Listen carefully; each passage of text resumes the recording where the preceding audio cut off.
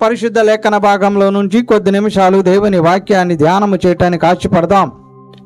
అందు నిమిత్తమై పరిశుద్ధ లేఖన భాగంలో నుంచి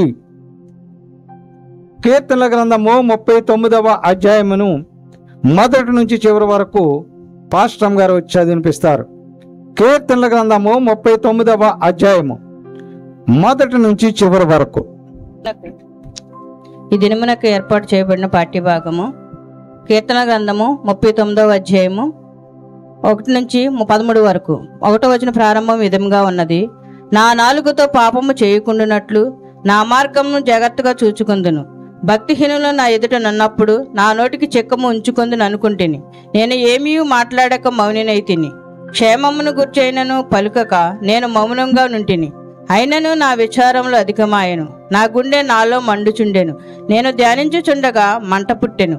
అప్పుడు నేను ఈ మాట నోరారా పలికితిని. యెహోవా, నా అంతము ఎట్లుండునది? నా దినముల ప్రమాణం ఎంతైనది నాకు తెలుపుము. నా ఆయువు ఎంత అల్పమైనదో నేను తెలుసుకొనగోరుచున్నాను. నా దినముల పరిమాణము నీవు బెత్తడంతగా చేసి ఉన్నావు. నీ సన్నిధిని నా ఆయుష్కాలము లేనట్టే ఉన్నది. ఎంత స్థిరుడైనను ప్రతివాడును కేవలం వట్టి ఊపిరి వలె ఉన్నాడు. మనుషులు వట్టి నీడ వంటి వారే తిరుగులాడుదురు. వారు తొందరపడుట గాలికే గదా. వారు ధనము కూర్చుకొందురు గాని అది ఎవనికి చేజిక్కునో వానికి తెలియదు. ప్రభువా, నేను దేని కొరకు కనిపెట్టుకుందును? నేను నిన్ను నమ్ముకొని ఉన్నాను. నా అతిక్రమలన్నిటి నుండి నన్ను విడిపింపుము. నీచులకు నన్ను నిందాస్పదముగా చేయకుము. దాన్ని చేసినది నీవే గనుక నోరు తెరవక నేను మౌనినైతిని. నీవు పంపిన తెగులు నా మీద నుండి తొలగింపుము. నీ చేతి దెబ్బల వలన నేను క్షీణించుచున్నాను. దోషములు బట్టి మనుషులకు గద్దింపులతో క్షీణించుచున్నప్పుడు చెమ్మ చీకటి కొట్టిన వస్త్రము వలె నీవు వారి అందము చెడగొట్టేదవు. నరులందరూ వట్టి ఊపిరి వంటి వారు. యెహోవా, నా ప్రార్థన ఆలకింపుము. నా మొరకు చెవియొగ్గుము. నా కన్నీళ్లు చూచి మౌనంగా నుండకుము. నీ దృష్టికి నేను అతిథి వంటి వాడను. నా పితరులందరి వలె నేను పరవాసినై ఉన్నాను. నేను వెళ్ళిపోయి లేకపోక మునుపు నేను తెప్పరిల్లినట్లు నన్ను కోపంతో చూడకము. ఈ వాక్యం ఇంత పర్యంతం. 2వ వచనం 39వ అధ్యాయంలో ఉన్న 2వ వచనాన్ని మూల వాక్యముగా మనము చదువుకునేదాం. ఏమియు మాటలాడక మౌనునైతిని. క్షేమమును గూర్చి అయినను పలుకక నేను మౌనముగా ఉంటిని. అయినను నా విచారము అధికము ఆయనో. ప్రియులారా, ఈరోజు ఈ మూలవాక్యములో నుంచి విచారము అనేటువంటి అంశాన్ని మనము ధ్యానము చేద్దాం. విచారము. నేను మౌనంగా ఉన్నాను. నేను ఏమీ మాట్లాడటం లేదు. నేను దేని గురించి అడగటం లేదు. అయినా కూడా నా విచారము అధికమైపోతూ ఉన్నది. విచారము అనగా సాడ్నెస్ అంటే దుఃఖము, బాధ, ఇలా పర్యాయ పదాలుగా మనము ఆలోచన చేయవచ్చు. కాబట్టి మనిషికి విచారము అధికమవుతూ ఉన్నదట. ఈ విచారము మనిషిని బాధ పెడుతూ ఉన్నది. ఈ విచారము మనిషిని కన్నీరు కార్పిస్తూ ఉన్నది. ఈ విచారము మనిషికి ఎందుకు వస్తూ ఉన్నది? ఈ మానవునికి గల విచారానికి గల కారణాలు ఏమిటి? అసలు ఈ విచారం అనేది ఎన్ని రకాలుగా ఉన్నది అనే విషయాలను మనము కూలంకుషంగా పరిశీలన చేయవలసిన వారిగా ఉన్నాం. ప్రియులారా, లేఖన భాగాల్ని మనము పరిశీలించినప్పుడు ఈ విచారము 5 రకాలుగా కనపడుతూ ఉన్నది. మొట్టమొదటి విచారము లూకాసు వార్త 10వ అధ్యాయంలో 41వ వచనంలో కనపడుతూ ఉన్నది. అది ఇహలోక సంబంధమైన విచారము. చూడండి, యేసుక్రీస్తు ప్రభువారు మరియా మార్తల ఇంటికి వచ్చారు. వచ్చినప్పుడు మరియా వచ్చి యేసుక్రీస్తు ప్రభు దగ్గర కూర్చుంది. మార్త వచ్చి ఆ యేసుక్రీస్తు ప్రభుల వారికి వంటలు సిద్ధం చేసే పనిలో ఉన్నది. ఆ పనిలో చాలా బిజీగా ఉన్నది. అప్పుడు మరియా వచ్చి ఆయన దగ్గర కూర్చుంది. మరి అతిథిగా ఇంటికి వచ్చిన ఆయనకి మనం అన్నీ చూడాలి కదా, నువ్వేంటి ఇక్కడికి వచ్చి కూర్చున్నావు అని అంటూ అందుకు ప్రభు మార్తా మార్తా మార్తా మార్తా, నీవు అనేకమైన పనులను గూర్చి విచారము కలిగి ఉన్నావు. ఈ విచారము చేత తొందరపడుచు ఉన్నావు. ఏమిటది అనంటే ఇహలోక సంబంధమైన విచారము, ఇహలోక సంబంధమైన పనుల విషయమై ఈ మనిషి విచారము కలిగి ఉన్నాడు, బాధ కలిగి ఉంటున్నాడు. మరి ఏమిటి ఇహలోక సంబంధమైన విచారము అనంటే, అయ్యో నా బిడ్డల పరిస్థితి ఏమిటి, అయ్యో నా వ్యాపారం పరిస్థితి ఏమిటి, అయ్యో నా వ్యవసాయం పరిస్థితి ఏమిటి, అయ్యో నా కుటుంబ పరిస్థితి ఏమిటి, ఇలా ఇహలోక సంబంధమైన విచారము మనిషి కలిగి ఉన్నాడు. దేవుడు అంటూ ఉన్నాడు, ఎందుకు నీవు అనేకమైన పనుల చేత విచారము కలిగి ఉన్నావు అంటున్నాడు. మొట్టమొదటిది ఇహలోక సంబంధమైన విచారము. రెండవది కూడా మనం గమనించినప్పుడు లూకాసు వార్తలో 8వ అధ్యాయంలో 14వ వచనములో మరొక విచారం మనకి కనిపిస్తూ ఉన్నది. ప్రియులారా చూడండి, లూకాసు వార్త 8వ అధ్యాయం 14వ వచనం.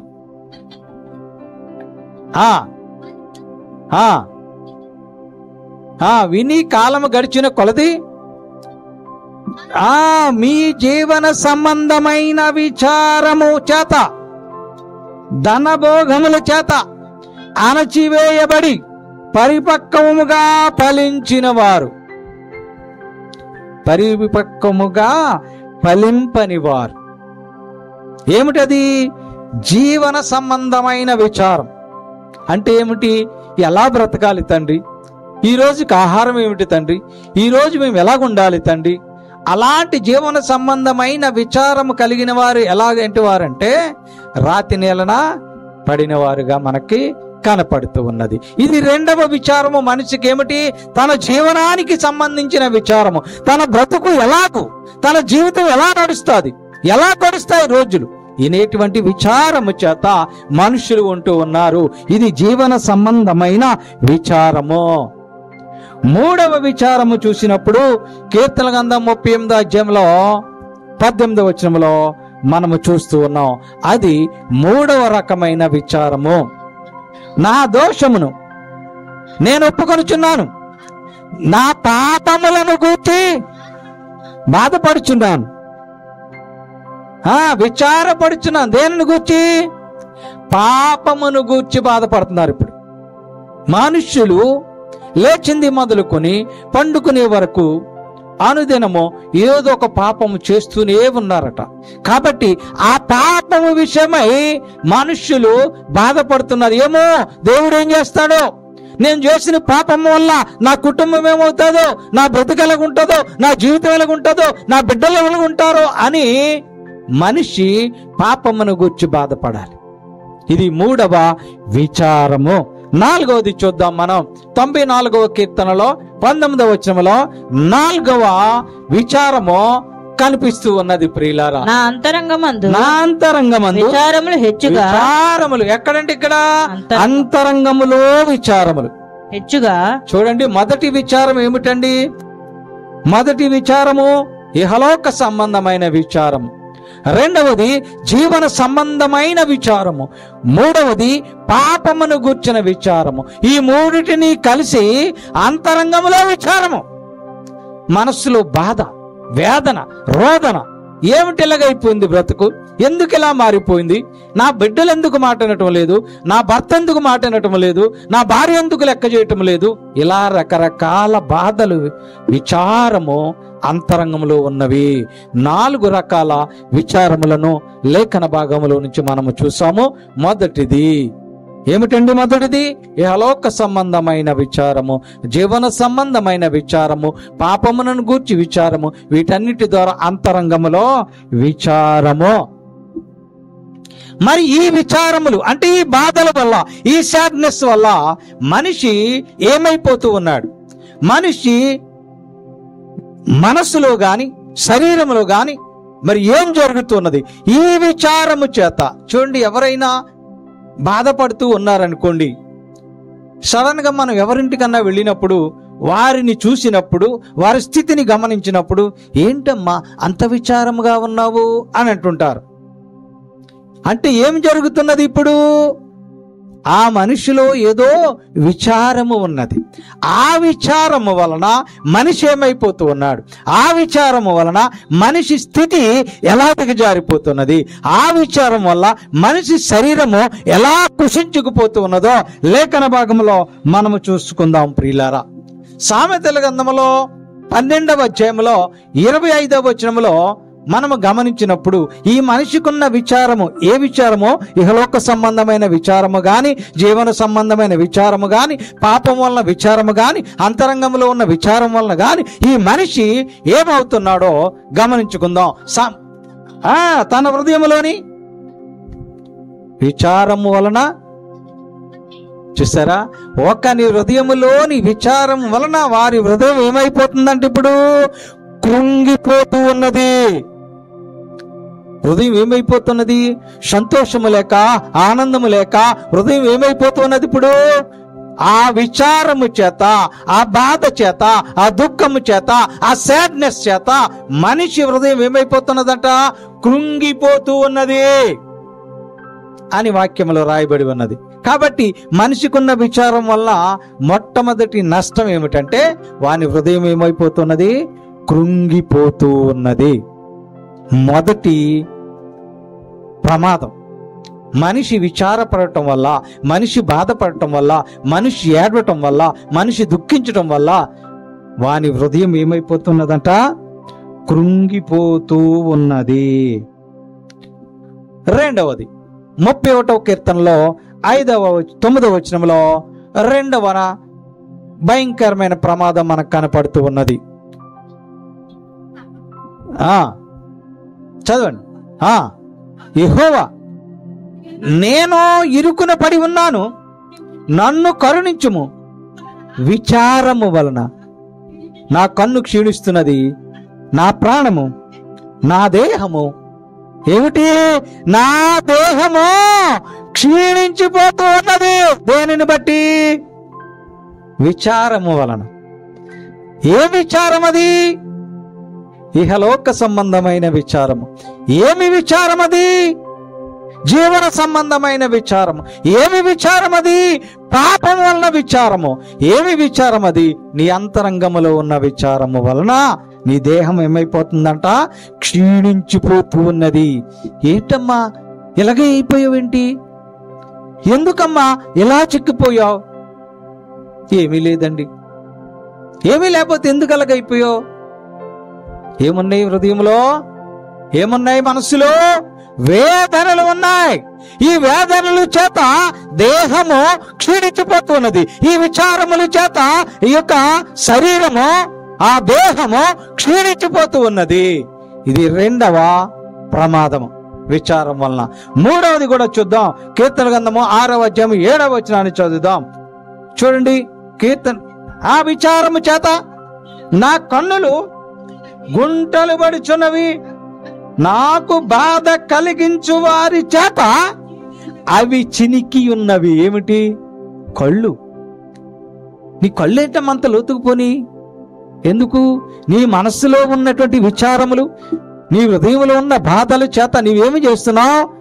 దేహం కుషించి చేస్తున్నావు. నీ కళ్ళు క్షీణింపజేస్తూ ఉన్నావు. నీ యొక్క మనసు, హృదయము కృంగిపోతూ ఉన్నది. దేనిని చేత? నీకున్న విచారము చేత. ఆ ఏ విచారాలు? 4 విచారాలు మీకు తెలియపరిచాం. కాబట్టి ప్రియులారా ఆలోచించండి. మరి ఈ విచారాలన్నీ మనసులో పెట్టుకుని, నీ హృదయంలో పెట్టుకుని నీవు కృంగి కుషించిపోవటము నీకెందుకు? దేవునికి అప్పగించాలి కదా. అప్పగించాలా అంటే దేవుని వాక్యం చెప్తూ ఉన్నది. లూకాసు వార్తలో 12వ అధ్యాయంలో 25వ వచనంలో దేవుని వాక్యం చెప్తుంది. ఏమో తెలుసా? మీరెందుకు విచారపడుతున్నారు? ఈ హలోక సంబంధమైన విచారం నీకెందుకు? నీ జీవన సంబంధమైన విచారం నీకెందుకు? పాపము చేయటం ఎందుకు? విచారించడం ఎందుకు? నీ అంతరంగంలో వీటన్నిటిని బట్టి బాధపరచుకోవడం ఎందుకు? నీ హృదయాన్ని కృంగదీసుకోవడం ఎందుకు? నీ దేహాన్ని క్షీణింపజేసుకోవడం ఎందుకు? నీ యొక్క తర్వాత కళ్ళు గుంటలు పట్టడం. చదవండి. మరియు మీలో ఎవడనో చింతించటం వలన తన ఎత్తును కాబట్టి అన్నిటికంటే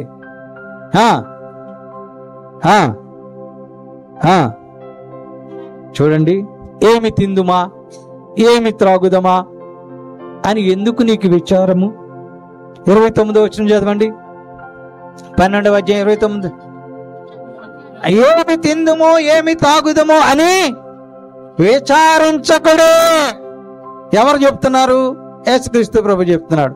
అయ్యో నాకు తినటానికి తిండి లేదు, అయ్యో నాకు తాగటానికి అది లేదు, నేను ఏం తినాలి, నేను ఎలా బ్రతకాలని ఎందుకు నీ విచారపడుతున్నావు? ఎందుకు నీకు ఆ విచారము? కాబట్టి నీవు విచారపడవద్దు అని దేవుడు మాట్లాడుతున్నాడు నీతో. ఈ రోజు దేవుడు నీతో మాట్లాడుతాడు. ఎందుకు నీ విచారపడుతున్నావు? విచారపడవద్దు. ఏమి తిందుమా ఏమి త్రాగుదమా అని నీవు విచారపడవద్దు. ఒకవేళ నీవు మత్తయి 6వ అధ్యాయం 27వ వచనంలో ఒకవేళ నీవు విచారపడ్డావు, అయ్యో ఎలాగ నేను బ్రతికేది, ఎలా నేను జీవించేది అని నీ విచారపడి నీవు ఒక మూరుడు ఎత్తు పెంచుకోగలవా? మీలో ఎవడును చింతించడం వలన విచారించడం వలన తన ఎత్తు మూరుడు ఎత్తు చేసుకోలేవు. మరి అందువల్ల ఎందుకు నీ విచారపడటం? కొన్ని విచారపడ్డావు, నువ్వు బాధపడుతున్నావు, నువ్వు దుఃఖిస్తున్నావు, అయ్యో నా స్థితి ఎలాగైపోయింది, నా బ్రతికి ఎలాగ మారిపోయిందని నువ్వు ఏడుస్తున్నావు. నువ్వు ఏడ్చినంత మాత్రాన నీ స్థితిగతులు మారిపోతున్నాయా? ఆలోచన చేయండి. అందుకే దేవుని వాక్యము మనందరితో తెలియపరుస్తూ ఉన్నది. లూకాసు వార్త 12వ అధ్యాయం 30వ వచనంలో ఏమని తెలుసా? నీవెందుకు చింతిస్తున్నావు? ఏమి తింది ఏమి తాగుదామని నువ్వెందుకు విచారిస్తున్నావు? మీలో ఎవడైనా విచారించి ఏడ్చి దుఃఖించి నీవు సాడ్నెస్ తెచ్చుకొని నీ ఎత్తు ఏమైనా పెంచుకోగలవా? పెంచుకోలేవు. కాబట్టి నీకేది కావాలో, లూకాసు వార్త 12వ అధ్యాయం 30వ వచనంలో నీకు ఏది కావాలో, ఈ లోకపు జనులు మీకు కావలసి ఉన్నవని మీ తండ్రికి తెలియను. నీకేది కావాలో బాధపడుతున్నావు. కాకులను ఉచ్చారించుడి, అవి విత్తవు కోయవు, వాటి కుంటాకు ఇల్లే లేదు, వర్షం వస్తే ఎక్కడ ఉండాలో వాటికి తెలియదు, మరి నీకన్నీ ఇచ్చాడు, నువ్వు ఇంకా ఎందుకు విచారిస్తున్నావు? కాబట్టి నీవు విచారపడవద్దు. నీకేది కావాలో ఆయనకు తెలుసు. మీకు కావలసినవన్నీ మీ తండ్రికి తెలియను. తెలిసిన దేవుడు నీ కుమారుడికి నీవు రొట్టె అడిగితే పామునిస్తావా? ఏది అడిగితే అదే ఇస్తావు కదా. మరి అలాగే దేవుడు నీవు అడిగితే దేవుడు నీకు ఏది కావాలంటే అది నీకు ఇవ్వటానికి సిద్ధముగా ఉన్నాడు. కాబట్టి నీవు విచారపడకూడదు, నీవు ఆందోళన చెందకూడదు, నీవు బాధపడకూడదు, దేవుణ్ణి నిందించకూడదు, దేవుణ్ణి దూషించకూడదు, దేవుణ్ణి ద్వేషించకూడదు. దేవుని అడగాలి. అడిగితేనన్నాడు, నీవు అడగక ముందే నీ అక్కరలను ఎరిగిన దేవుడను అంటూ ఉన్నాడు. కాబట్టి మీకు కావలసినవన్నీ కూడా తండ్రికి తెలియను. కాబట్టి ప్రియమైన సంగమా, ప్రియమైన విశ్వాసులారా, కానీ మానవులు ఏమంటున్నారంటే, ఈ మనుషులు ఏమంటున్నారంటే, దేవుడు నాకెందుకు ఈ విచారము పెట్టాడు, దేవుడు నాకెందుకు ఈ బాధలు ఎట్టాడు, దేవుడు నాకెందుకు ఈ కష్టాలు ఎట్టాడు అని దేవుణ్ణి మనము నిందిస్తాం, దూషిస్తాం, ద్వేషిస్తాం. అది తగదు. కానీ దేవుని వాక్యము మనకి తెలియపరుస్తూ ఉన్నది. విలాప వాక్యములో 3వ అధ్యాయములో 32, 33 వచనాల్లో ఏమని రాయబడినదంటే, దేవుడు ఈ చదవండి, ఆయన బాధ పెట్టినను తన కృపా సమృద్ధిని బట్టి జాలిపడును, హృదయపూర్వకముగా ఆయన నరులకు విచారమునైనను బాధనైనను కలుగజేయుడు. ఆయన ఉద్దేశపూర్వకంగా మనకు విచారము బాధ కలుగజేయుడు. దాని మనకేదో ప్రణాళిక ఉన్నది. ఆ కారణము చేత దేవుడు మనకి విచారము పెట్టొచ్చు, దుఃఖాన్ని ఇవ్వచ్చు, బాధనివ్వచ్చు, కష్టాన్ని ఇవ్వచ్చు, ఇరుకునివ్వచ్చు, ఇబ్బందులు కూడా కలుగజేయచ్చు. కానీ ఆయన హృదయపూర్వకముగా నరులకు ఏ విచారమును కూడా, ఏ బాధను కూడా కలుగజేయడు. ఎందుకో తెలుసా? ఈ విచారములు, ఈ బాధలు, ఈ కష్టాలన్నీ కూడా విచారము విశ్వాస జీవితంలో భాగమట. మనిషి యొక్క విశ్వాసాన్ని పరీక్షించడానికి, ఈ మానవుని యొక్క విశ్వాసం ఎంత ఉన్నదో తెలుసుకోవటానికి దేవుడు ఈ విచారమును పెడతాడట. కాబట్టి అట్టి విచారము నీకు వచ్చిందని, అట్టి విచారముతో నీవు బాధపడుతున్నావని, అట్టి విచారముతో నీ వేదన చెందుతున్నావని నీవేమాత్రము కూడా దిగులు పడనవసరము లేదు అని వాక్యము మాట్లాడుతూ ఉన్నది. కాబట్టి ఇప్పుడు విచారములో మునిగిపోయిన మనం, విచారములో వేదన చెందుతున్న మానవులు దేవుని వాక్యాన్ని గుర్తెరగాలి. ఈ యేసుకృపా వాక్కును వింటున్న ప్రతి ఒక్కరు, చూస్తున్న ప్రతి ఒక్కరు, వీక్షిస్తున్న వారు ఆలోచించాలి. దేవుని వాక్యం జరుగుతుంది.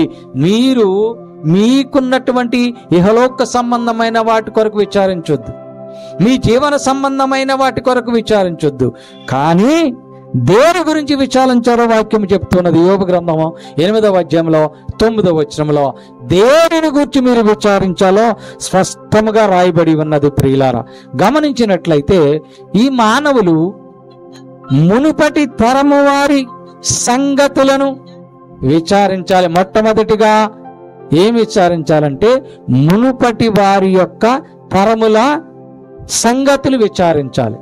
మరి మునుపటి వారి యొక్క తరములు అంటే మన తాత, వారి తండ్రి, వారి తండ్రి, వారి తండ్రి, వారి తండ్రి, వారు ఏం చేస్తారో మనకేం తెలుస్తుందండి?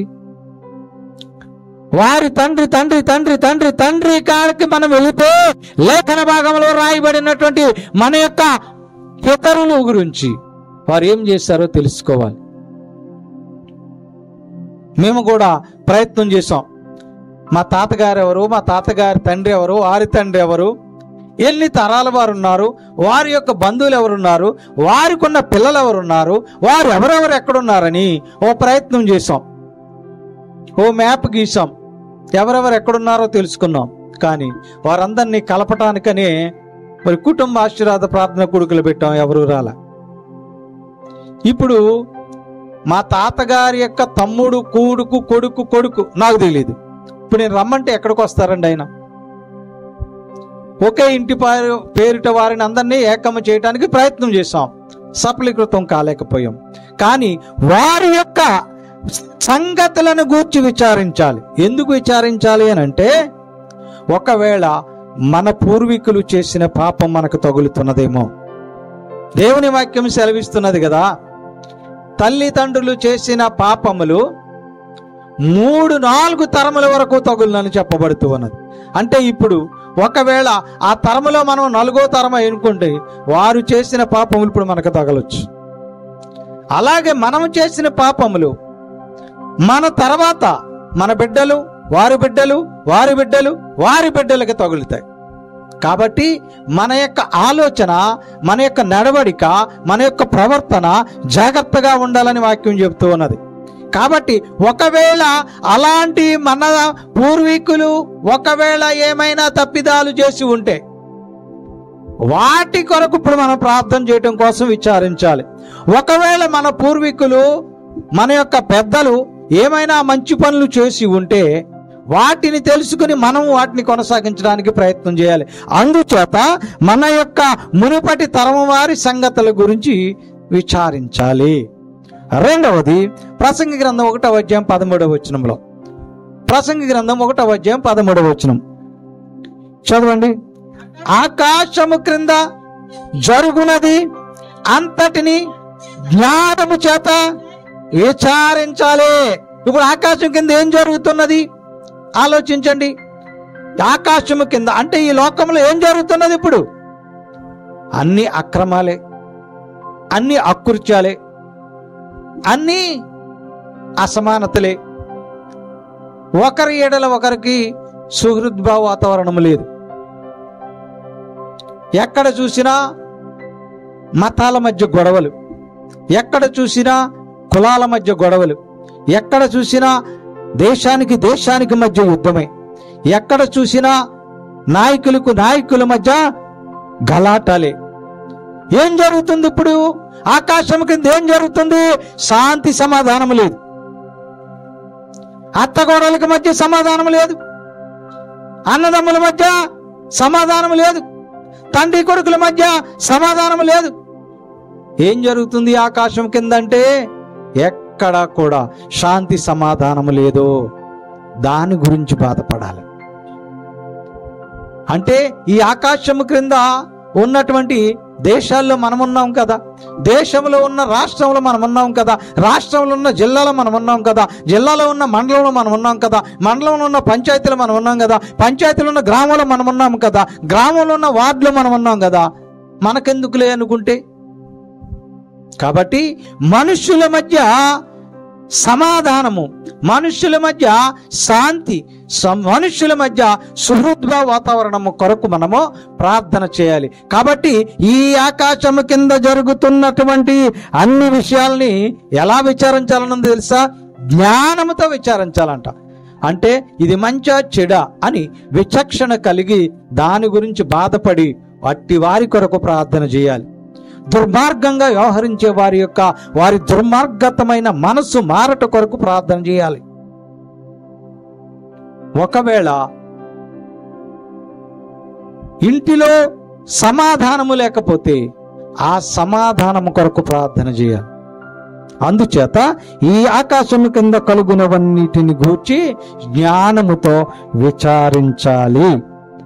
మూడవది ఇర్మియా గ్రంథము 6వ అధ్యాయము 16వ వచనాన్ని చదువుదాం. ఇర్మియా గ్రంథము 6వ అధ్యాయము 16వ వచనాన్ని చదువుదాం. యెహోవా ఎలాగూ సెలవిచ్చుచున్నాడు, మార్గములలో నిలిచి చూడుడి, పురాతన మార్గములను గూర్చి విచారించుడి. చూడండి, ఏ మార్గాలండి అవి? పురాతన మార్గములు. ఏమండి, పూర్వకాలంలో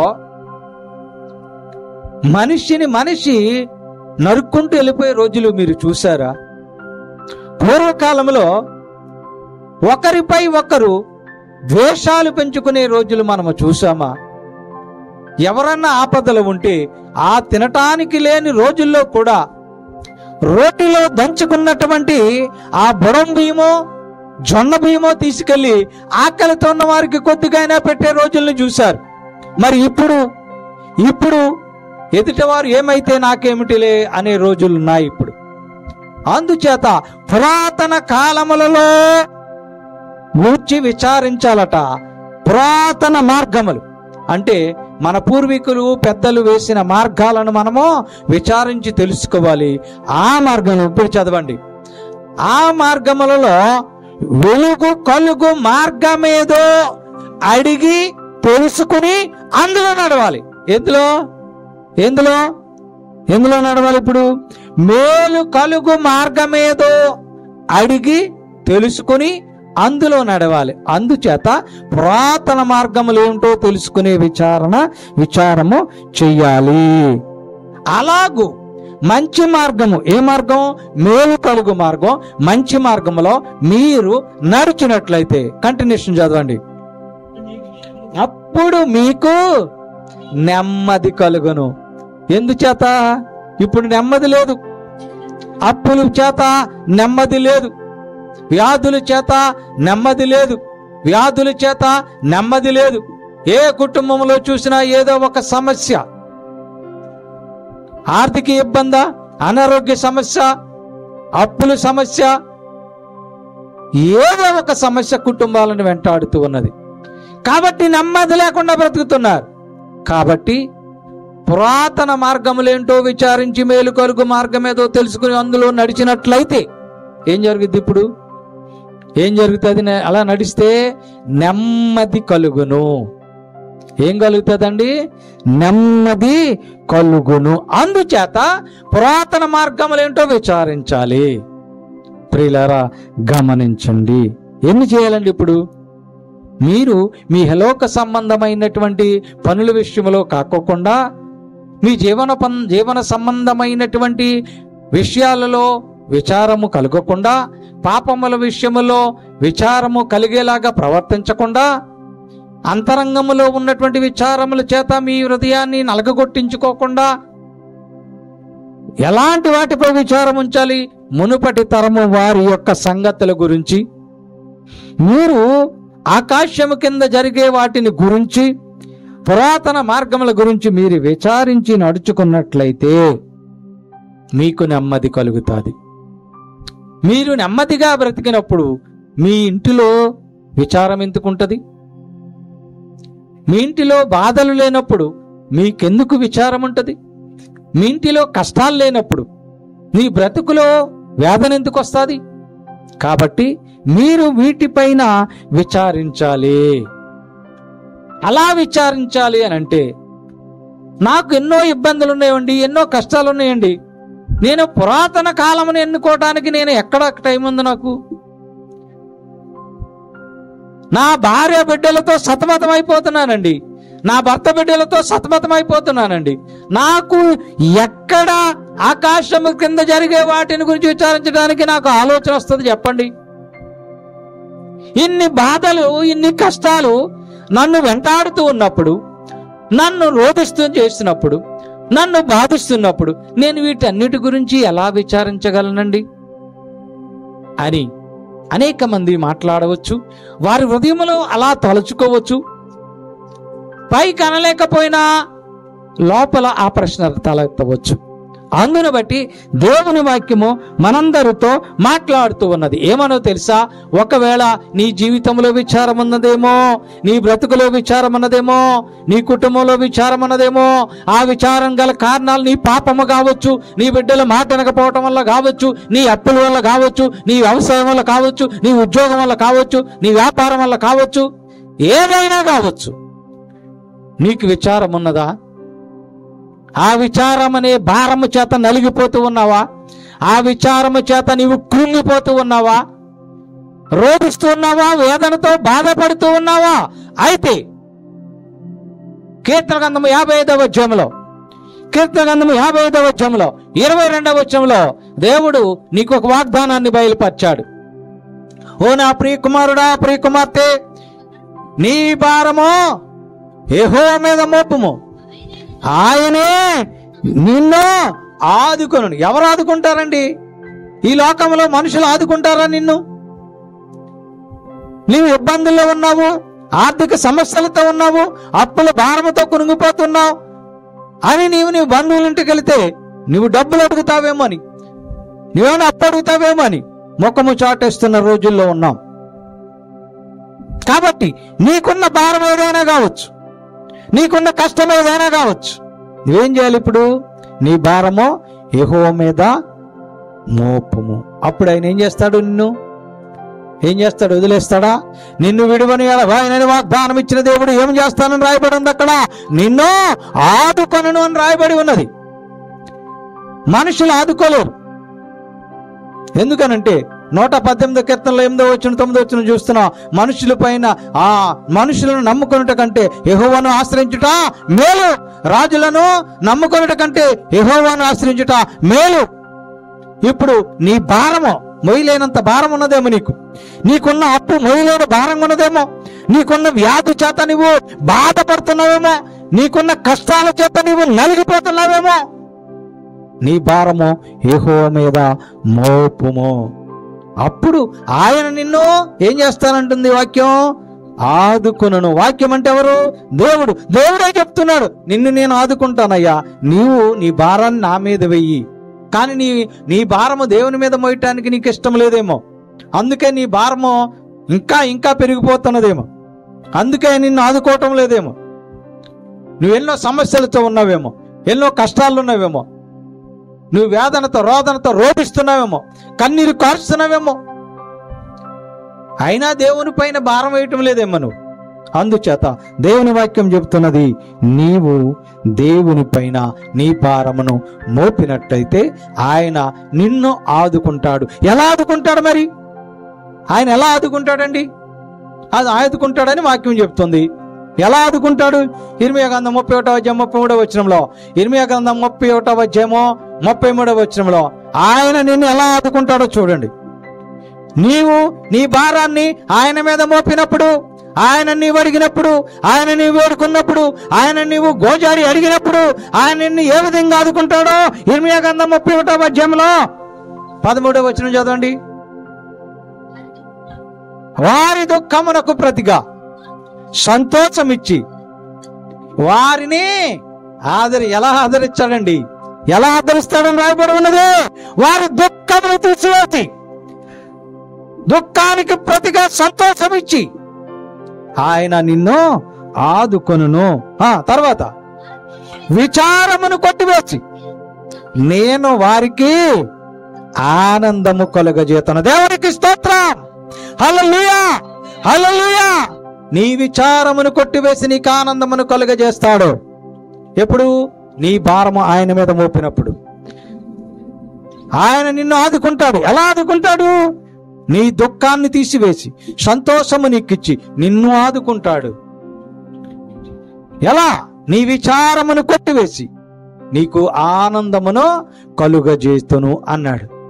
కాబట్టి ప్రియ సంగమా, ప్రియ విశ్వాసులారా, నీ జీవితంలో విచారం ఉంటే, నీ బ్రతుకులో విచారం ఉంటే నీవు దేవుని పైన భారం వేయాలి. దేవుడు నిన్ను ఆదుకుంటానని వాగ్దానం ఇచ్చాడు. ఆ ఆదుకునేటువంటి విధానం ఎలాగుంటుందో కూడా వాక్యం ద్వారా మనకు తెలియపరచబడింది. నీ విచారమును కొట్టివేస్తే, నీ బాధలు తీసివేస్తే నీ జీవితంలో ఏముంది? సంతోషము, ఆనందము. వారి విచారమును కొట్టివేసి వారికి ఆనందము కలుగజేతును అని రాయబడి ఉంది.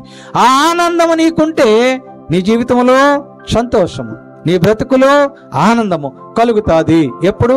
నీ విచారము కొట్టివేసినప్పుడు. నీ విచారం ఎప్పుడు దేవుడు కొట్టివేస్తాడు?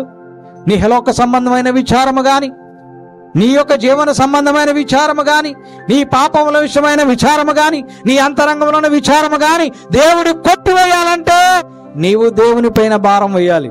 అంటే దేవుడా నువ్వే చూసుకో అని గాల్లో దీపం పెట్టడం కాదు. గాల్లో దీపం పెడితే దేవుడు వచ్చి దీపం చుట్టూ చేతులు అడ్డెడతాడా? నీ భారం యెహోవా మీద మోపటం అంటే నాకున్న ఈ కష్టాలు, ఈ కడగండ్లు, ఈ వేదనలు, ఈ రోధనలు ఇవన్నీ తీసివేయటానికి నాకు మార్గం చూపించు తండ్రి అని నీవు దేవుణ్ణి ప్రార్థన చేయాలి. హృదయపూర్వకంగా ప్రార్థన చేయాలి.